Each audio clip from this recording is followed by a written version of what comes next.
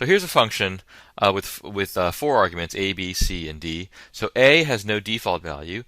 B, c, and d all have default values.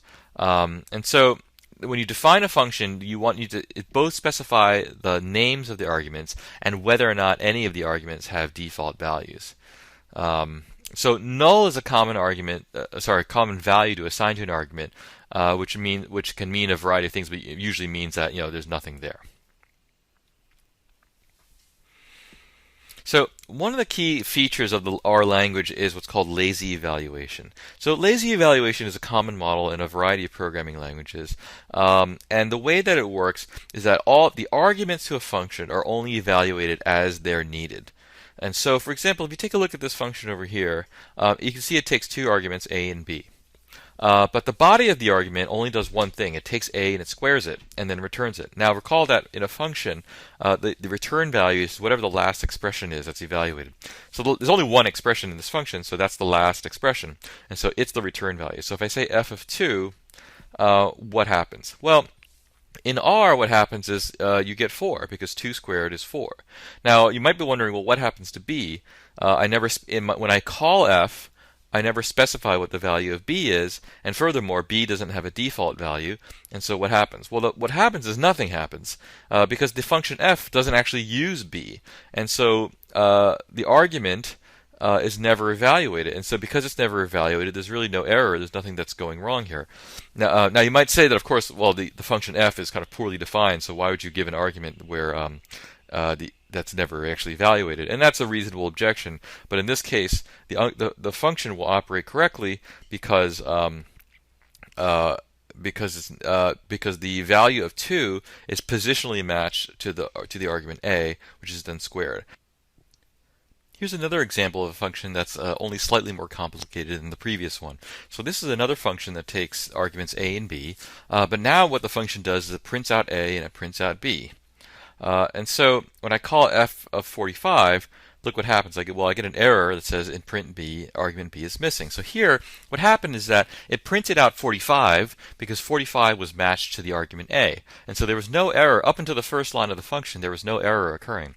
But then when it got to the second line, it had to evaluate the argument b. And because b had no value assigned to it and no default value, then an error had to occur. So here, but you notice that the error only occurs after the 45 was printed out.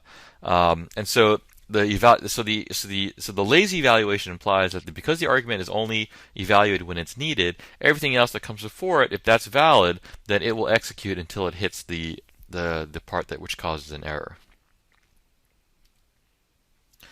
So there's a special argument in R functions, which is the ...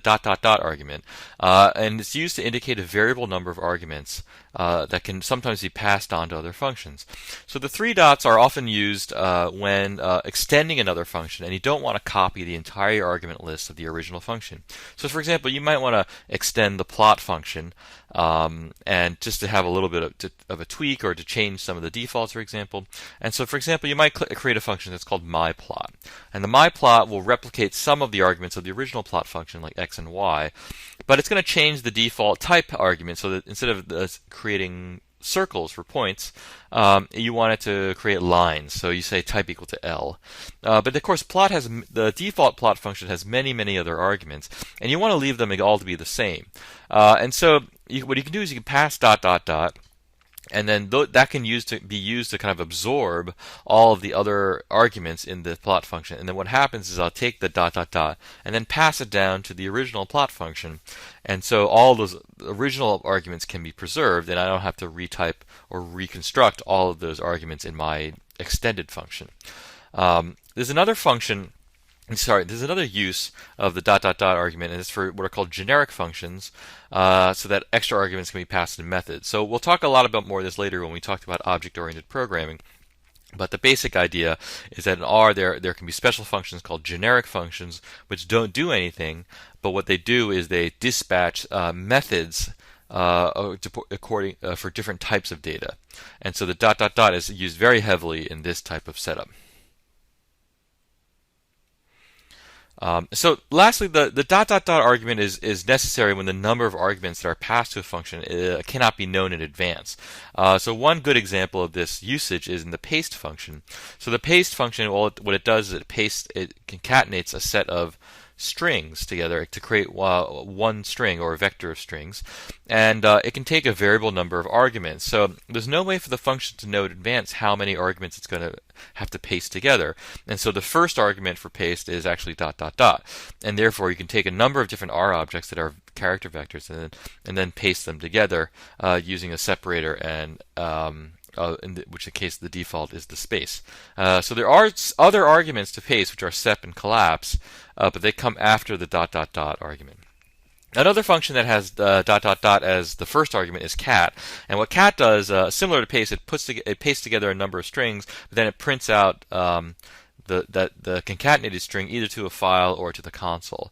And so you can see there are many other arguments to cat, but the first argument is going to be the set of R objects that are going to be concatenated.